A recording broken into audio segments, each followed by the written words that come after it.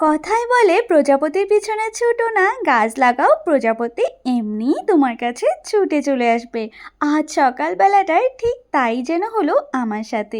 এত সুন্দর একটা বাটারফ্লাই আমি দেখতে পেলাম।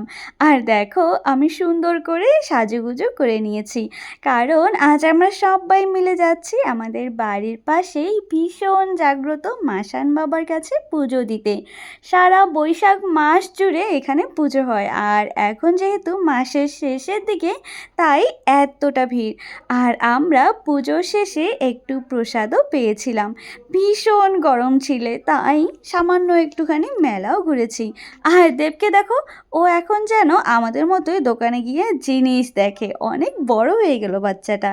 এই গরমে জাস্ট আইসক্রিম নিয়েই আমরা মেলাবাড়িকে টাটা করে বাড়ির উদ্দেশ্যে রওনা দিলাম। আর বাড়িতে এসেই দেখি গাছ থেকে একটা সুন্দর আম পড়েছে। এরপরে লাঞ্চ সেরে এই ঘুগনিটা খেয়ে আমি পড়তে গিয়েছিলাম। ফিরতে ফিরতেই প্রায় সন্ধেই হয়ে এসেছিল। আমার একটা শ্যুটের জন্য রেডি হয়েছি। এই শাড়িটা আমার ভীষণ ফেভারিট। আচ্ছা, তোমরা বলো তো আমাকে কেমন লাগছে? ভিডিওটা ভালো লাগলে সাবস্ক্রাইব করো।